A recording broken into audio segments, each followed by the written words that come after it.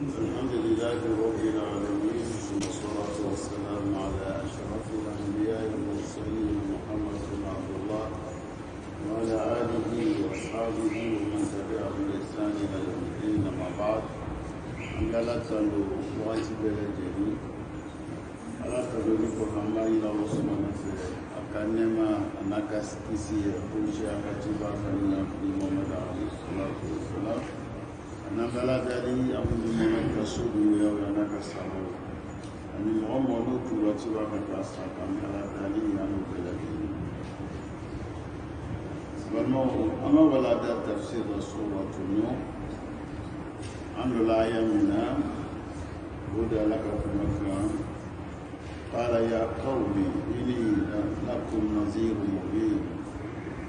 أن يعبدوا الله واتقوه واجبا yawe kawo masira kawo kamandi ka ala ta yirabula a kana nin kɛ a ye nin kɛ ne ya tilalaseya min dila ma ni k'o lasaw ma o de ye an ibdullaha a ye ala bato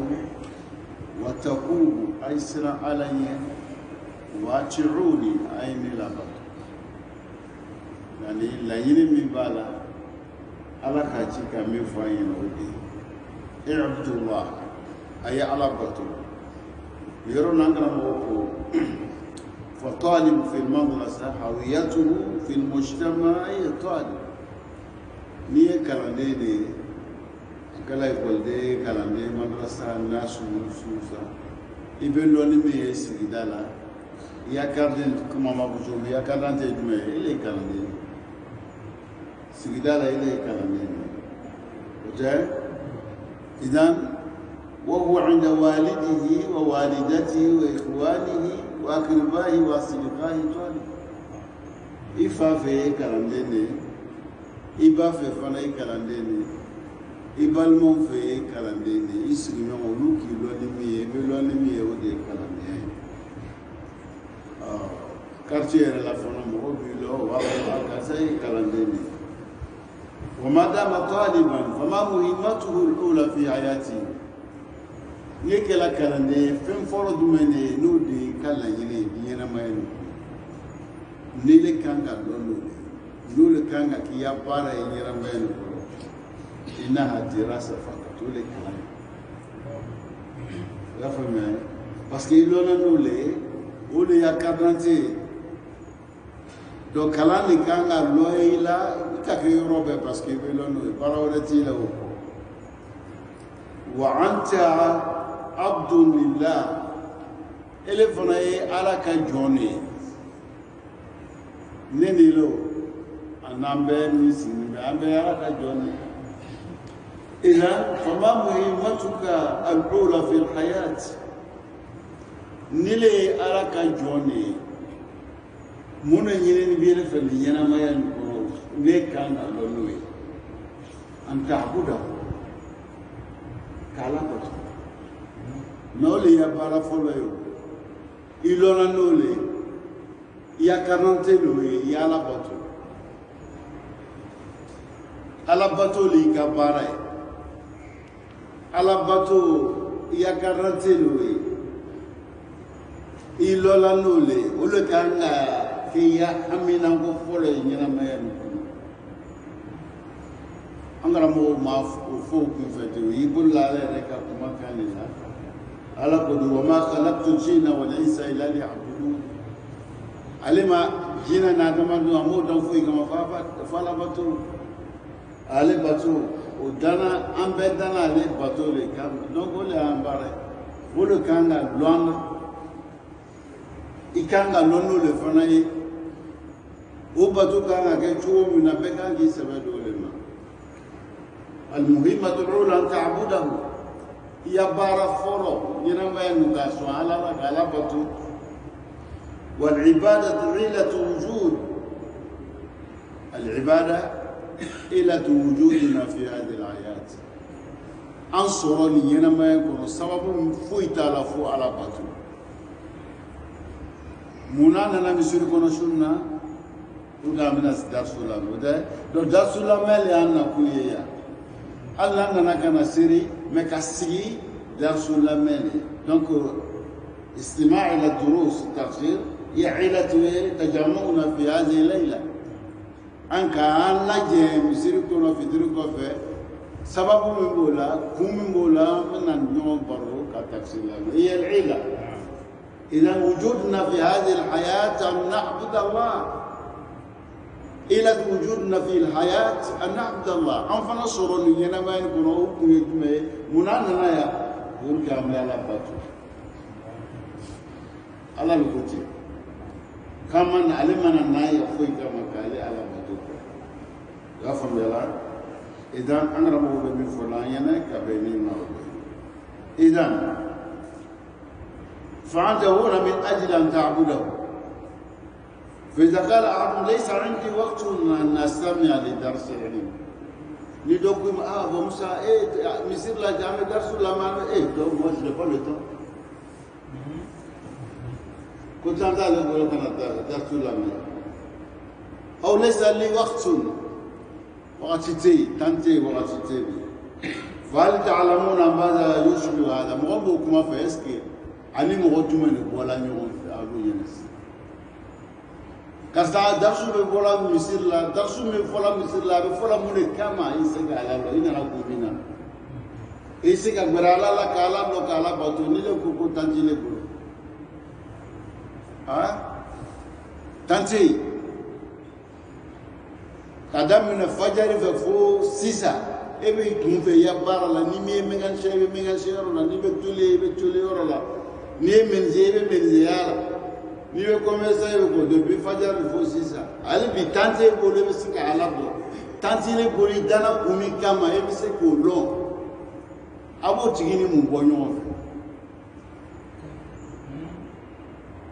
ne kuma kan tɛ dɛ ne yɛrɛ karamɔgɔ de b'o fɔ la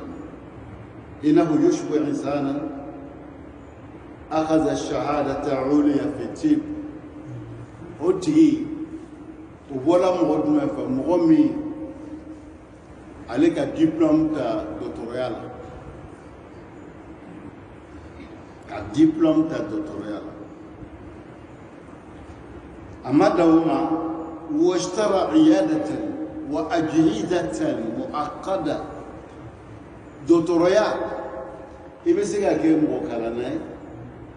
إبسيكا براورة كلام دكتوريال كلا ça demande beaucoup d'efforts c'est que pas les pas ibe kalange diplôme ta bagi beta ta université la licence beta licence quoi faire iba ibe spécial ibe doctorat kala ibe bon ibe spécialité que ça demande beaucoup de temps la femme là donc elle est au doctorat diplôme ta kakla ka sodo lo ikana mo flake romina we have a clinic de ke even a clinic ni ke fana amako be menew ni la o mino kanga ki bolo o mino fana warba de do menenu o ma re ba kala na ko ki ya clinic kana ke ko mi a me joru flake la sera da la no tanto no là, à Tibet, a besoin d'opération de ce qu'a opéré. Ça demande beaucoup de fonds. Ok? Isan, il est canibé la paix. Hein? Au bel la paix, nous pouvons faire que donne l'année, nous fait pas, on va tout donner l'année. Ah, pour ça, le tout. Manganem me fait qu'on ait fait bien flaqué. Et que bon, il y a quelqu'un qui peut aller à partir de 8 heures. 8 heures, c'est 12 heures. Qui peut d'ailleurs. Donc, même il est à 10 heures. Il faut faire rien. Il va à 10 heures. Alors, 10 heures, c'est l'année fait pour tant de 10 heures, c'est là. Dans la bateau, on a fait à Diaby du coup, tu n'as pas le temps de le recevoir. Encore une fois, Ibani Kolas Kalambani Kela, ka diplôme Banita. Ka sosan ou bien ka lui ka paro chama ba usan ko no bla baramato min kama o baramato nanima ikna rendez-vous dama nanima rendez-vous respecté ni kama iko ko non kiti se ka sigina iko tanti bulu agar to so o tigi abe mun fo tigi ma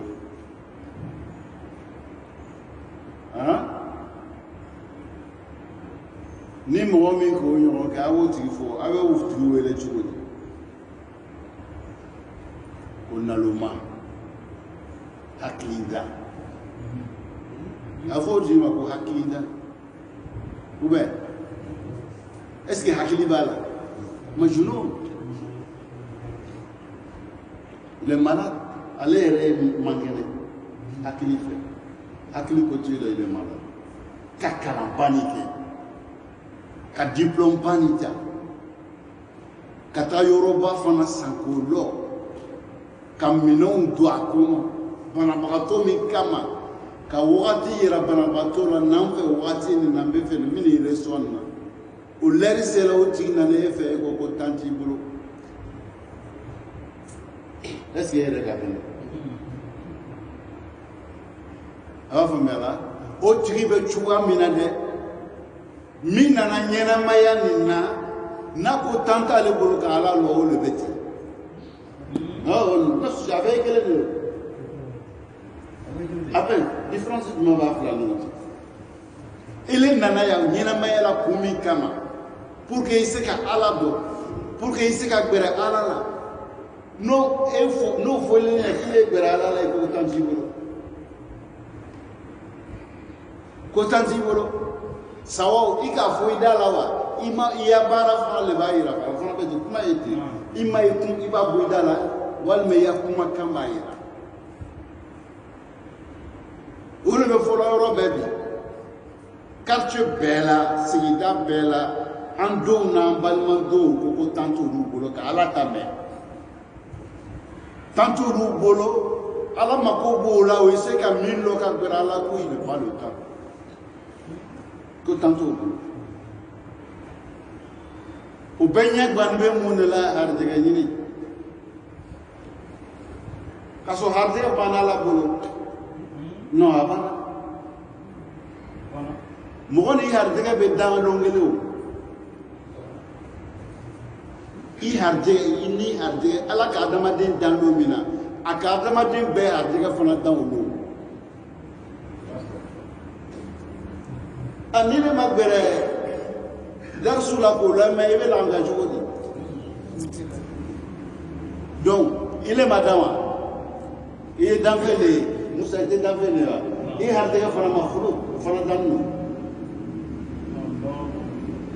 il dana chuko minala buri a des enfants dana ti ala buru anta makhluq wa rizquka aidan makhluq il dana chuko mini a des dana ti nikolo ibe se ka chuko wa Moussa il a l'air d'un il a qui donne il a des dans il m'a là même nos filles pour que il là aya la mec il va dans l'eau mina deme sur l'eau mina ni son baramana anana wa mana deme sur l'eau mina ani kunzigi manawa dembe soro lo mena no ta kono dembe soro lo mena julita lawa dembe soro lo mena Musa nunta lawa nyeta lawa tolota lawa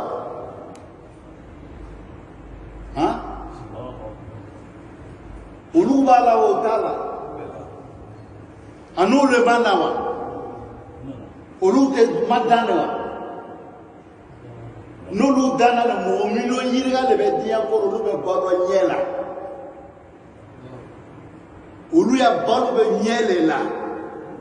i ɲɛ bɛ diminɛ ti yirikɛ la olu bɛ balo la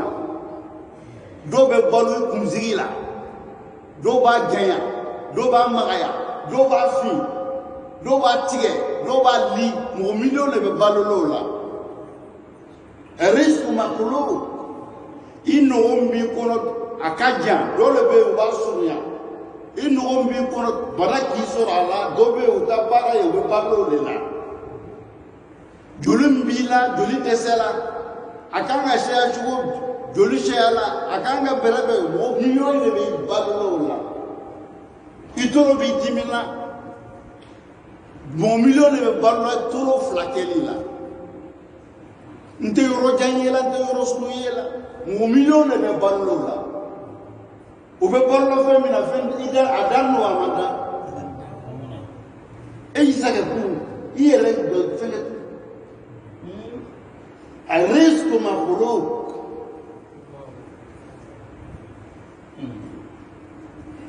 a ka dɔn sisan k'a danna nin kan est-ce que o t'a lafiya dɔɔnin han Musa الليل والنهار حالتان يمران على كل إنسان شو التلي est-ce que mɔgɔ bɛ ɲɛnamaya nɔnɔ su tɛ tɛmɛ a kan wa ko su bɛ goye a tɛ se e ma dugu bɛ goye a tɛ se e ma o bɛ cogo min na risque hakɛta الغنى والفقر حالتان يمران على كل إنسان fantanya ani sɔrɔ lahala fila don a bɛ boli mɔgɔ bɛɛ kan komi su ni tele bɛ boli bɛɛ kan cogo min na mɔgɔ si se k'o t'o le la la dakhulu insani fiha i ya kiya t'a la s'i ma i ya lɔnni t'a la s'i ma i fanga t'a la s'i ma don dɔ bɛ se k'a kɛ ko su tɛ ko ale la ko su bɛ ko ale a bɛ kɛ k'ale sɔrɔ Mali la ou bien Burukina ale ta ye dugu fana bɛ kɛ k'ale sɔrɔ yɔrɔ wɛrɛ la ale tɛ yen o bɛ kɛ الليل والنهار حلتان يمران على كل إنسان وهكذا الغنى والفقر حلتان يمران على كل إنسان وفي سقوط الأبدان نيجبر لا فورو لا يبي لا غامبيا ولو بسوا أنوا أنت يا أوناي كتفسير جيا أنت بسكا tafsir ban terkenu no na pa to na sa la ile to le la yene se ka kuma na o hakili fe kuma nu be fo e be na me be meta me ah e be na me e ba me e be mele bisa o be ah do me fele amnani au ambela amya nay nu me la amya nay nu me ate la amya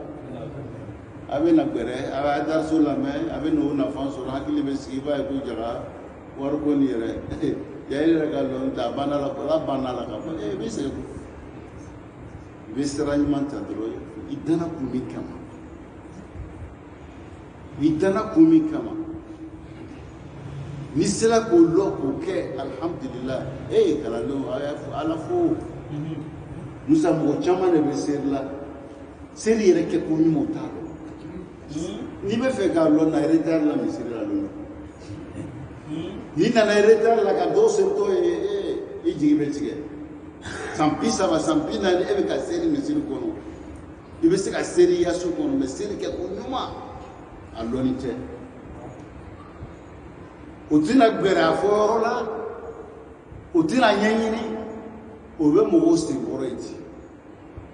maliatala maliatala iba nyanyini ne ima nyanyini bisalo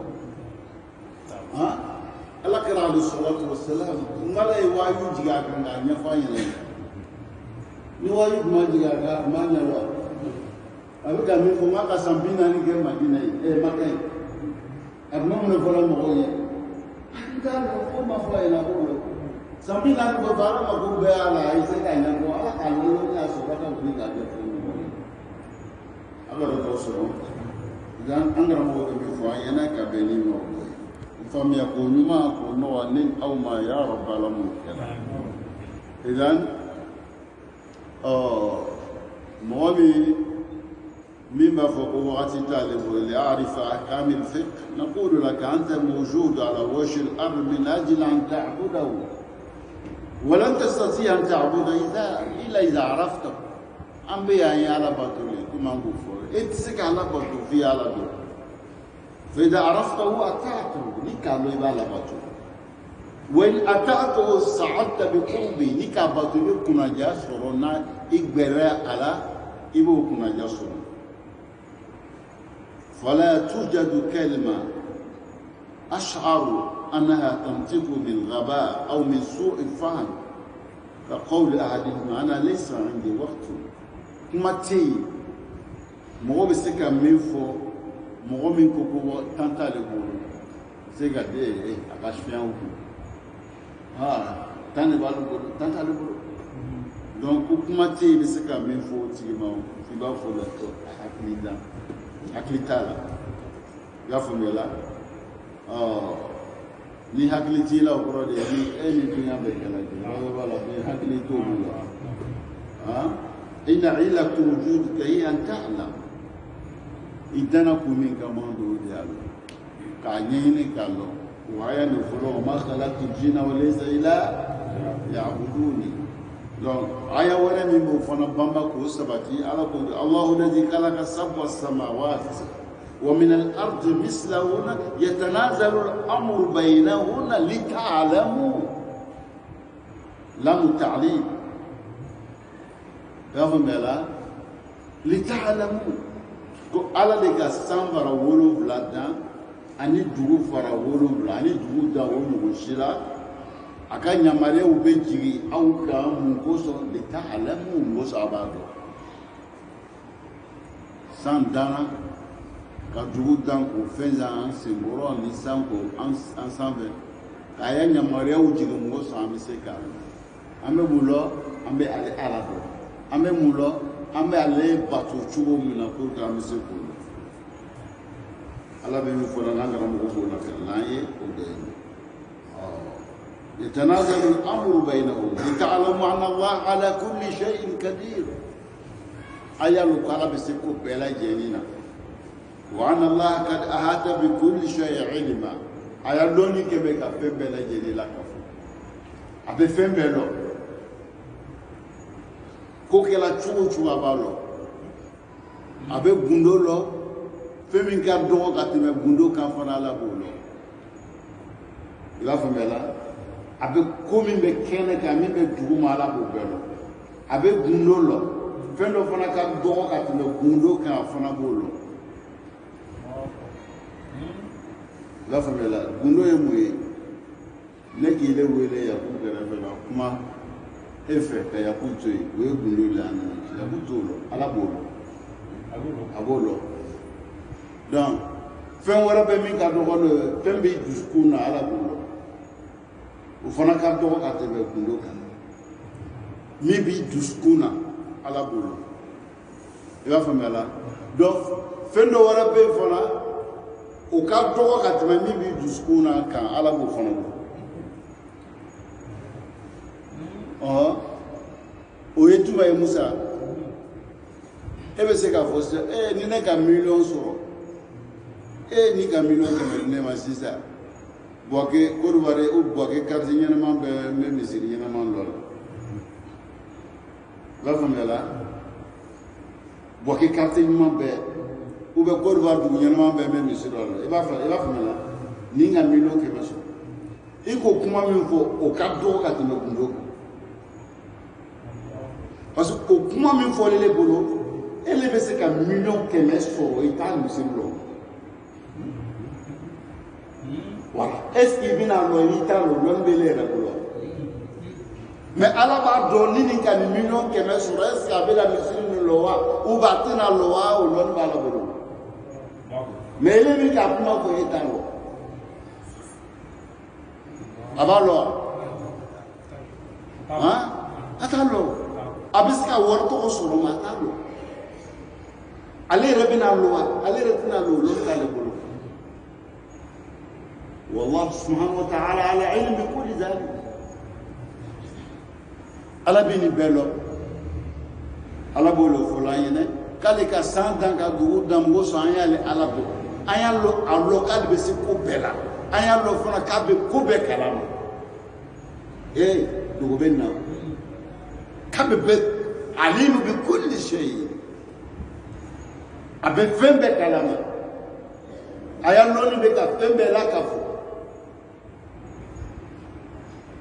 ilmuhu muhit bi kulli shay a y'a lɔnni bɛ ka fɛn bɛɛ lakafo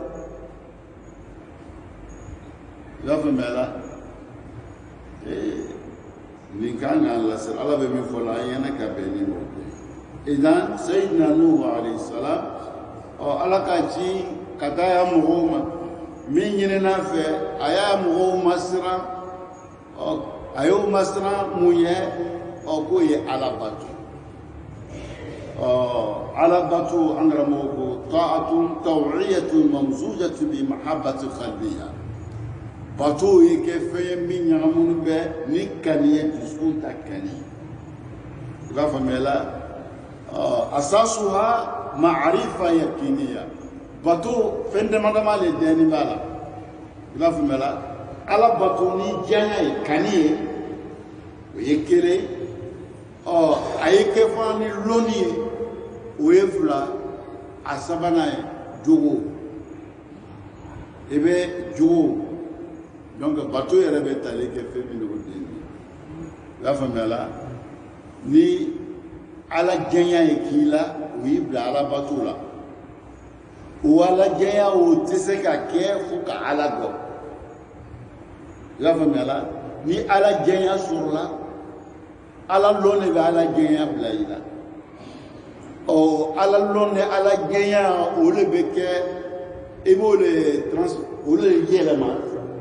i ka so kɔnɔ i ka baarada la i sigida la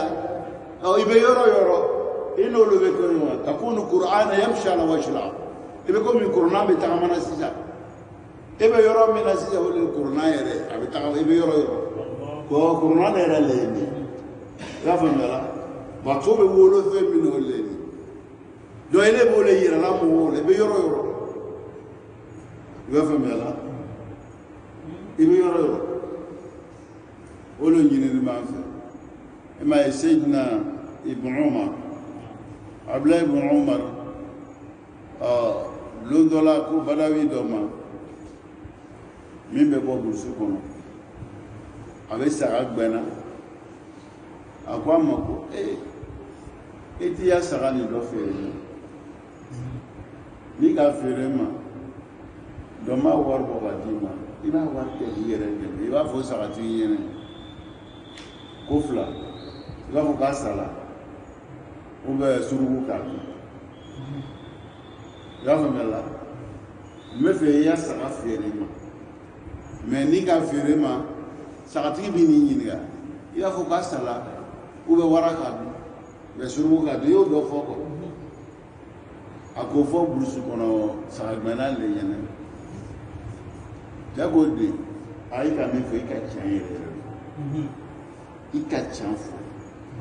ne bɛ min ya saga gɛnna a lala na dɛ ni ka fɛn fɛn fɔ a ɲɛna a bɛ lala ana saduqun aminun indahu a bɛ ka minɛ ka kɛ tiɲɛtigi ye n ya danaya fana a ka danaya bɛ n kan donc ni ne ko n ko saga sara a bɛ lala ni n ko n ko wara k'a dun fana a bɛ lala mais ala don n bɛna mun fɔ ala ɲɛna n bɛna mun fɔ ala ɲɛna a bɛ mun fɔ ala ɲɛna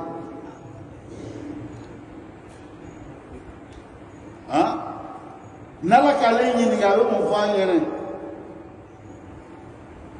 walima saga ka suruku ka dun yɔrɔ min na o tɛ dugukolo ni kan yɔrɔ dɔ ye wa o tɛ san dugumala yɔrɔ dɔ ye wa ala ka lɔnni t'o yɔrɔ la wa ala tɛ olu yela o yɔrɔ la wa donc ale de bɛna mun fɔ an yɛrɛ sisan i b'a faamuya la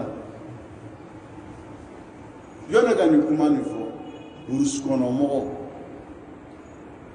bourse ko mo de kan ko akamu kalande al takharaja fi al-jami'a abola université le lawa akani lo chugudi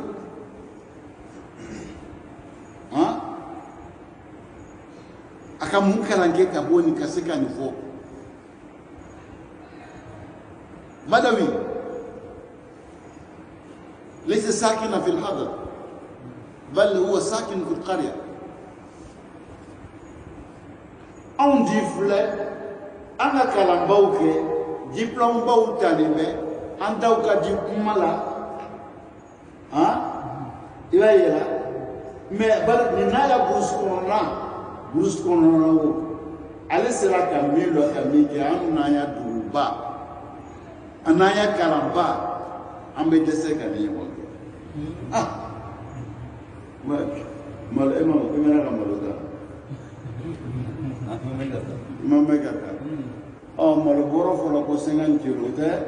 apese joro ba ko ebita iri kase obeto do de kasha boro joro ba kela chino jelo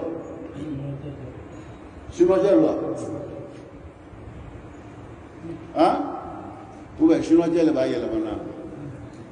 jono ayna bursu kono molo jugu ba kono mo est-ce que nale ka lo comme sangwana ni ka lo kwala nyabala et puis ka ba mi kala na ba kala du ko mi ka kala du ko lo koko shite du gulama abakela mais ni ka ya ka o lo ni ta le fala ka yela la taluna akaro to soro yani shin kilo jolo kilo ba yiriga est-ce que balma ba no mo ja balma ya ba ni sinyo ja furu ba no mo ja masha c'est un katra ila kasi da furu go na masha do ma musa donc faut itano no ja faut baranyo ya o baranyo ya kama olube malo blakano ba fo ko 50 kg 50 mabo be 1 kg e fara comme ça ou be 1 kg fara kan muna baranyo ya mimbina oluche oluke na perdia toujours il est là olula o yuta so ife do ba da fani blakati maintenant nase on yera maziza on va attirer gatier faut ka ke peut-être 55 kg 45 kg 46 kg ame kilo lolu tigala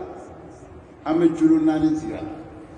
donc en fana ba karama ko malo kilo dafanite e ba mais mo be tra sele fe ba kilo plus dur le war mina la renta to dama e ma fo ko kilo plus dur lo amo le war de no e ka lo e la ko kilo plus dur lo e re fa ba lo ko kilo plus dur te e ka lo o ba ma kilo plus dur lo war dia malo akoboa la mo bo bita ba ko sigama la ayo fo malo fe ro yi no kumbe ya kuntina na o kuntina ke sababu ye ko masunya lala ba no magoro ba o mete ko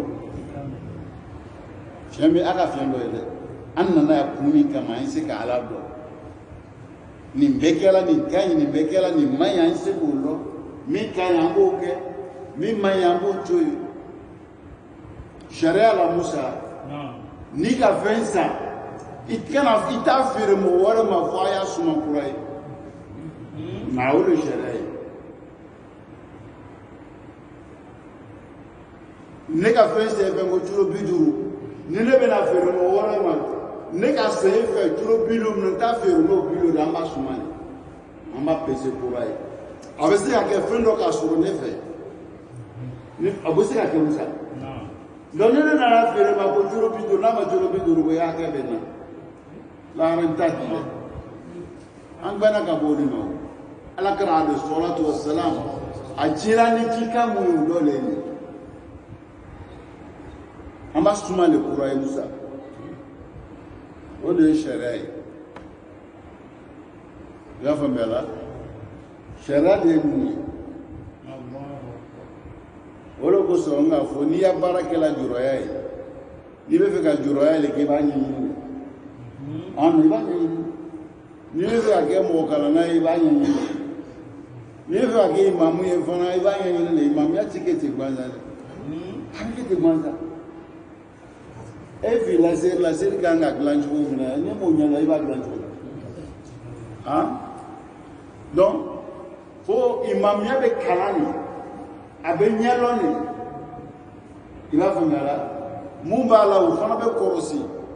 aw mumba sirla ko fa ba korosi ka to kal mamula ala do ni bebe jate mina ni musa mina misale do fi yene ala kara ko mi fi la te fi aya fi ni koroji aya fi ni koroji adamadeni abe fi aya fili koroji fili mumekela avec sababu e mo abe mo la lonia ni le fana filla baraka nga jugo min ala kra ka fili loni de ka ankara ni fili o nyo ka so ranga nga bo akara ma jugo min malo ni wa fu ni la aga ro to fam adama de dewa la do de na be fili aflana aya filiwe ke sababu e filu mun ka sura ka glanto na ene tanta glante wa mais anya imamu be fili la ulu ya fili be ke la mun ka ma se musa ko saba aforo adama dunu fana ube fili adama dunu aflana anya imamu be fili aflana no villa o komo na ke sababu ye ko loni lo fe ya fulana ala kana tay fulan ta kala tay sa anta sabana yi jumai anya hadin to alman nika mambe fi laiba e ko bele an babu musa do ya naso ko o bele be aw joro be bamna ale na do ko ka mami de be kan goro o atu do mena anal mami de be ra kan goro nal mami na lo ko Allahu akbar wa de mena musa sele be ta kan ya do aya fi lo ko ro di sita ko akomo o ya akito ala ese abra akito la ya ino mu abna tamu do imamu era anu be imamu ke turunga mo hubu ya ni jali do no manka ke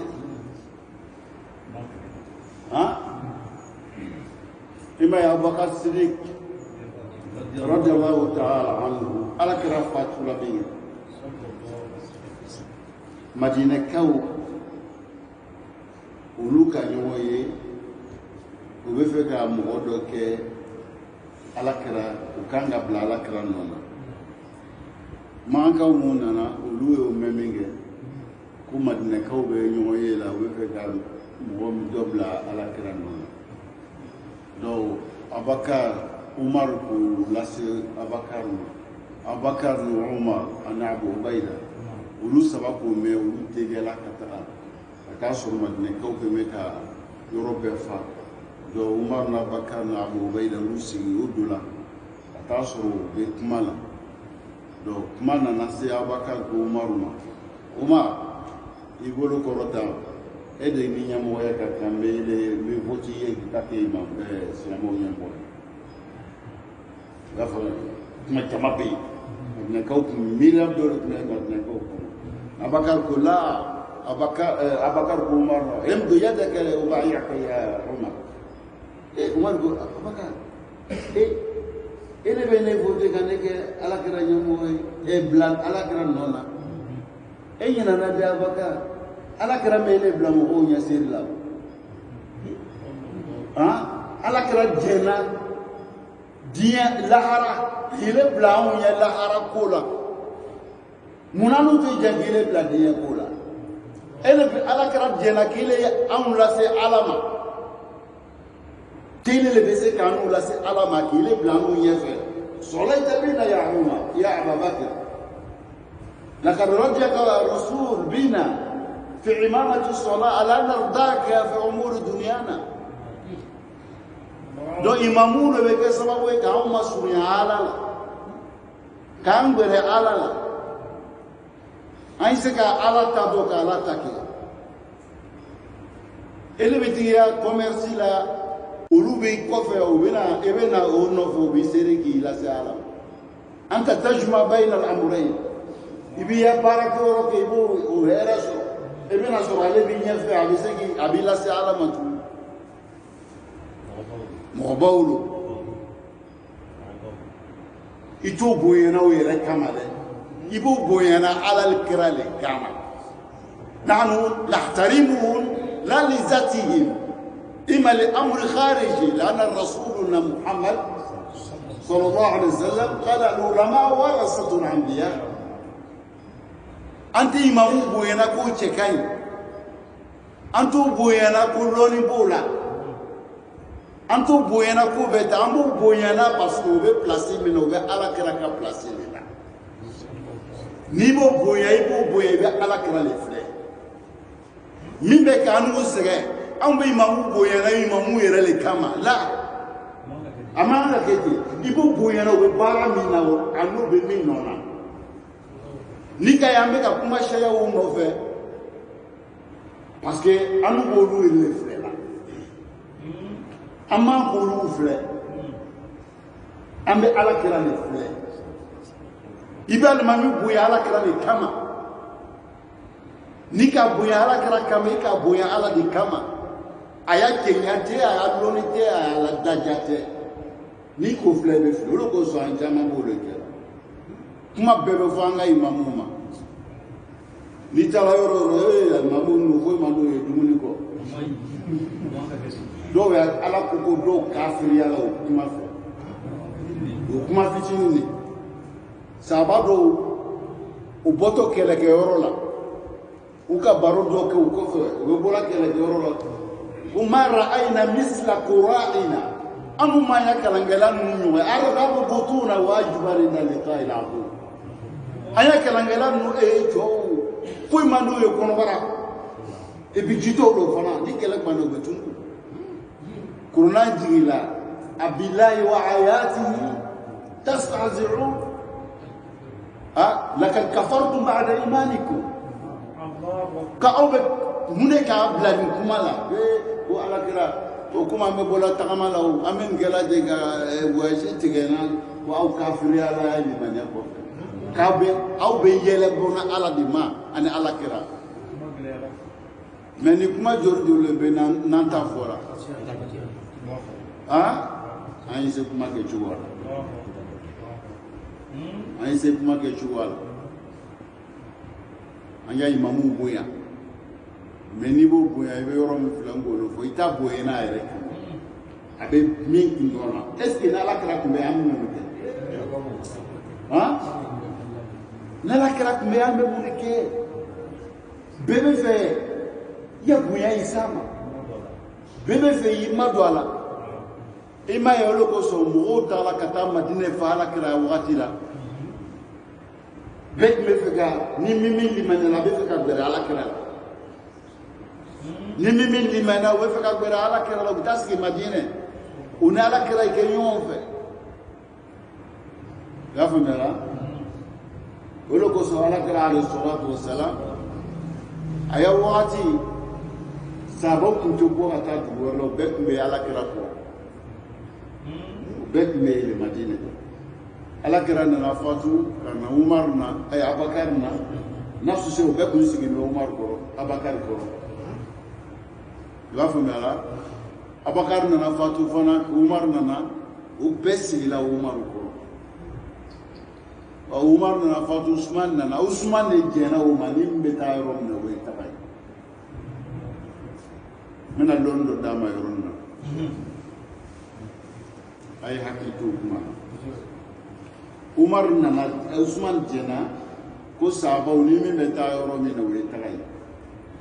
dɔ kɛ ni dɔ taara Misra dɔ taara Basra dɔ taara Kufa a b'a faamuyala u taara Khurasan u kɛrɛfɛ dugu minnu bɛ yen u taara o yɔrɔw la ala sigi i b'a faamuyala mɛ u tagatɔ u ni lɔnni ma taga ye u ka ala kɛra ye kɛ u ni ala kɛra sirila ɲɔgɔn fɛ kɛ u ka kuma dɔw mɛn ala kɛra la kɛ sahaba dɔw wɛrɛw fana ka kuma dɔw mɛn ala kɛra la k'o lakali olu ɲɛnɛ ko ala kɛra ko k'a kani fɔ ten o kɛla o ɲɛnɛ donc o tagatɔ o dugu na o y'a lɔnni bila Madina o taara n'a ye kɛ o taara n'a ye o ma taa n'a ye n'olu taara n'o lɔnni ye ka taga sigi k'o lɔnni baara o yɔrɔ la a kɛra komi olu bɔra ni lɔnni dɔ ye Madina ka taga ye n'o bɔra ni lɔnni dɔ ye Madina ka taga sigi o yɔrɔ la i y'a faamuyala o k'o lɔnni fana ye ala kɛra le la ou k'a mɛn ala kɛra le la o la to n'aw nana fɛn dɔ ye kitabu kɔnɔ ko Basrakaw ko tɛ Misirakaw ko tɛ o lɔnnibaga min ko tɛ a bɛ b'a la wa a b'olu kɛ komi olu tɛ foyi la wa o ye fiɲɛ de o b'an fana fɛ yan kalankɛlaw o bɛ ni kuma dɔw bɛ yen n'a ma bɔ Madinakaw fɛ an t'o kɛ kuma ye o f'an y'a fɔ le ko mun k'a fɔ lɔnnibagaw mun bɔra Madina o Maliki de bɔ Maliki k'a fɔ Maliki kun sigi bɛ Madina Maliki sigi bɛ Madina Maliki kelen de kun sigi bɛ Madina n ko lɔnnibagaw dɔw wɛrɛw fana kun sigi nin bɛ yen sahabaw ma bɔ ka taa fan wɛrɛ fɛ u ni lɔnni de tagara donc mun fana bɛ yen n'a sabatila ka fɔ sahaba dɔw de ka kuma fɔ an bɛ baara k'a la an bɛ lala donc ni fiɲɛ fana bɛ yen dalu dɔw bɛ yen n'a bɔra fan wɛrɛ fɛ dɔw tɛ baara k'a la fa y'a lɔ de ko sahabaw هاجروا من المدينة إلى يعني دول المجاورة كخراسان ومصر وغيره أبو رفهم donc ni fɛn min fɔra a b'a tɛntɛn kosɛbɛ k'a ɲɛɲini kosɛbɛ a kana ban bɛɛ la a fana kana bɛɛ ta bɛɛ tɛ ta i b'a ɲɛɲini ka sɔrɔ k'a ta a bɛɛ fana tɛ bila fana i b'a ɲɛɲini kana fɔ ko nin kuma nin bɔra fɔbaga bɔra yan fɛ nin la a tɛ ten dɛ i b'a ɲɛɲini de faamuya ko ɲuman k'o nɔgɔya ma ya Rabbi idan ala kɛra filila o tile kɛla a bɛ min ma an y'o fɔ an ɲɛna imamu fana bɛ fili a k'a labi an kan ka min kɛ ala sini b'a daminɛ an ye taw fana ka ɲi ni kuma fɔra ɲɛna o yɔrɔnin bɛɛ n'i y'a daminɛ sini ka ɲɛ ni ka daminɛ cogo min na yan de sini ka ɲɛ ala ka a fanga d'an ma donc nin bɛɛ le lɔnni laɲiniw ye ka kumaw ɲɛfɔ aw ɲɛna a ye se ka bɔ a kalama donc an bɛ mun kɛla a tɛ kɛla imamu tɛ bonyana a yɛrɛ kama f'i y'a dɔn i b'a bonyana ala de kama i b'a bonyana ala kɛra alayhi salatu wasalam de kama i tɛ hinɛna a la a yɛrɛ kama i bɛ hinɛna a la fɛn min kama o de ye donc imamu fana min fana bɛ fɔ o ɲɛna o ka min kɛra a jogo ye ye o la an n'an kɛ a jogo ye o la n'o ala kɛra olu bɛ ala kɛra de représenté la o n'o bɛ ala kɛra de représenté la ko dɔ bɛ yen olu fana o kɛ o man ka sɔn o man ka ye o kumakan na o man ka ye o jogo la o man ka ye o kɛyɔrɔ la donc fo imamu y'o kɔlɔsi imam man ka ye yɔrɔ bɛɛ imam man ka kuma bɛɛ fɔ i b'a faamuyala a taga yɔrɔw kan ka woloma i b'a fɛ komi ala kɛra fana taga yɔrɔ fana woloma min donc nin yɔrɔ na an bɛna faamuya dɔ di imamuw ma an bɛ jamana min na donc an ka jamanaw anw ni jamana ɲɛmɔgɔw tuma bɛɛ an kan ka ɲɔgɔn ye u bɛ to ka na yan an fana kan ka ye o kɛrɛfɛ mais misiri kɔnɔ an bɛ mɔgɔ dɔw de bila misiri la i b'a faamuyala mun ka nanzarakan kalan kɛ a yɔrɔ hakili to yɔrɔ na imamu aya misiri la an bɛ dɔw le filɛ mun ka nanzara kalan kɛ kalas donc olu ka nanzara kalan kɛ n'a fɔra ko président bɛ nana ou bien fɛn ministre dɔw bɛ nana olu de b'a tubabu kan lɔ olu mun b'an misiri la ten olu de ye kalan e bɛ taa mun kɛ e b'a tubabu kan mɛn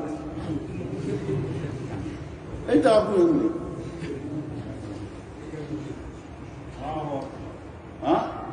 mun b'a tubabu kan mɛn olu de bɛ taga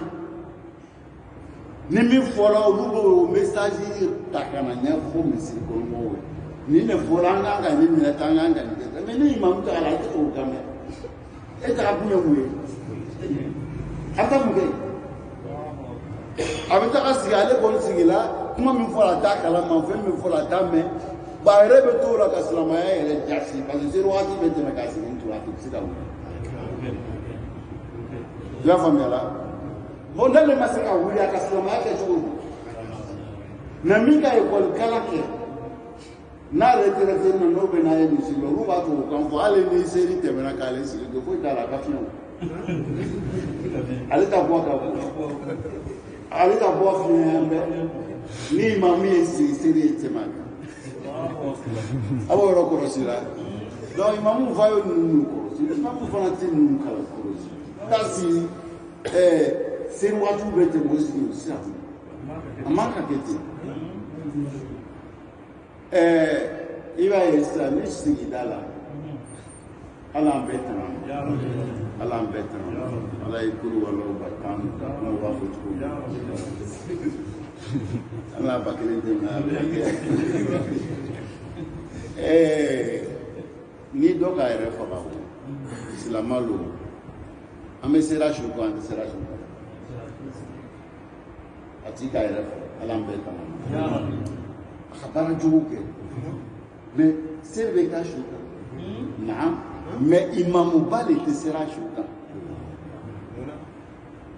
donc imamuba tɛ sera su kan pour que ka a su la dɔgɔya mɔgɔ kana sɔrɔ quartier la dugu kɔnɔ min b'a ta ɲɔgɔn kɛ ni mɔgɔ b'a fɛ ni ka yɛrɛ fɔ alimami tɛ seli su kan donc o ye dɔgɔyama de y'ale ma ale dɔgɔyama a kɔ ma n'a fɛn dɔ la a b'a yɛrɛ ba ɲɔgɔn ma o tɛ a bɛ kɛra kun min kama donc an bɛ mɔgɔ wɛrɛ filɛ misiri kɔnɔ olu de bɛ sera su kan imamu yɛrɛ tɛ sera su kan i b'a faamuya la imamu tɛ sera su kan ni ka a baara lagasi est-ce que i b'a faamuya la o bɛ cogoya min na ni jamana ɲɛmɔgɔ nana fana o fana bɛ ten de an tɛ ban ka taga dɛ an bɛ taga mais jɔn de bɛ taga min bɛ taga o de fɔra an ye dɛ min bɛ se k'a kumakan mɛn min bɛ fɔ la a bɛ na ka na o lakali an ye baara kan ka kɛ cogo min na o don mais ile tagala tubabukan min bɛ fɔ la i t'a tubabukan lɔ i b'a faamuya la i kɛla sababu ye fana ka silamɛya lagasi seli waati tɛmɛna i sigi don i tɛ se ka wuli i b'a faamuya la donc ele yɛrɛ de b'a dɔn i bɛ taga yɔrɔ min na kuma min bɛ fɔ i tɛ se k'a mɛn ele de kan k'a lamɛn de ka na ɲɛfɔ i kɔmɔgɔw ye donc seli waati fana n'o sela i tɛ se ka wuli fana ala i tɛ se ka wuli dɛ ka président to kuma na ka wuli o fana ye danger dɔ de ye i tɛ se ka wuli tu es condamné à rester ni ne wulila ni ko dɔ nana nkɔ ele ma wuli la donc seli waati tɛmɛna i kan donc n'u ye fɛn ye an kan ka minnu kɔlɔsi sigida la donc dɔ fɔla bɛɛ ɲɛna donc alimami kɔmɔgɔw ta fɔla o ɲɛna a ye alimamiw bonya parce que a t'u bonyana o yɛrɛ kama a b'u bonyana parce que u bɛ place min na u bɛ min y'a place la n'o ye alakira ye a bɛ ala de filɛ ni ka hinɛ o la a bɛ ala de filɛ ni k'u bonya a t'u bonyana li zati a b'o bonyana li amuri kharij a b'o de filɛ k'u bonya donc imamu fana kan k'o yɛrɛ dɔn o y'a dɔn u bɛ min place la o terikɛmɔgɔ tɛ alakira alayhi salatu wa salam ele b'o nɔ le la i b'a faamuya la donc jogo dɔ bɛ yen o kan ka y'i la jogo do be manga ye la imamu bablo re hakil la kulu be ala kira de présenter yumassiluna al-mustafa alayhi salatu wassalam umanga kube manga yolula manga yoro be umanga kuma be fana fo ukango ukorosinu kuma kana ukorosinu barala hata ukorosinu kademba yaula do kango ere korosi yoro do be umanga ye ukana son kobema donc beta fola donc be hakitala famia ko ima ko no ama ya rabbal alamin mina bita sujure inshallah ala isini da shi ko aya bla ro mina te isini da shi ko ya rabbal alamin hada wa assalamu alaikum wa rahmatullahi wa barakatuh